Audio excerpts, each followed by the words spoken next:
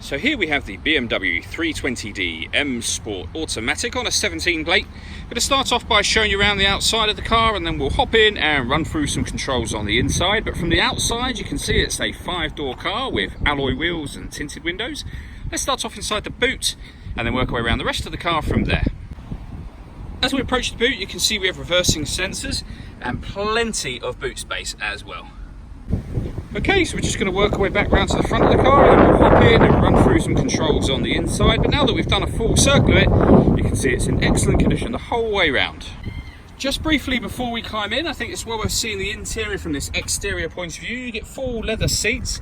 There's plenty to run through on the dashboard, so let's hop in and we'll do that right now. Okay, so now that we're inside the car, we're going to start with the dials. On the left-hand side, we have the fuel gauge, followed by the speedometer, then the rev counter and the coolant temperature gauge on the right-hand side. In the middle at the bottom, you can see the total miles for this car, which are 26,154. You can change the information displayed above that by pressing a button on the end of the indicator stalk for various different bits of trip computer information. If we back out to the steering wheel, on the left-hand side, we have cruise control and speed limiter.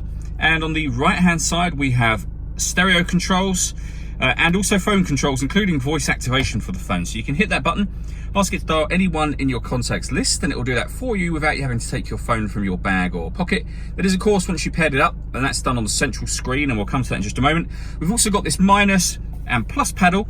That is so that you can change gear manually with this automatic gearbox. So over into the center, this is BMW's professional nav, which is the extra wide screen. All the movement I'm making on the screen there that you can see happening at the moment, it's all being done using the iDrive system, which is essentially this dial.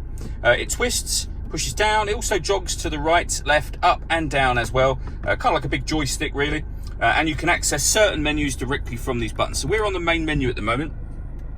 All the way over to the left is where you will access your radio. So you can see we have DAB, FM and AM. If you want to listen to your own music, you can do. We've got auxiliary input, a CD player. You can stream music wirelessly via Bluetooth audio. And we've got USB input.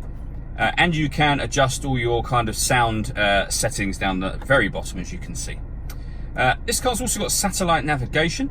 There's a full video showing exactly how this works on both our website and our Facebook page, but with that extra wide screen, it's a really clear and easy system to use.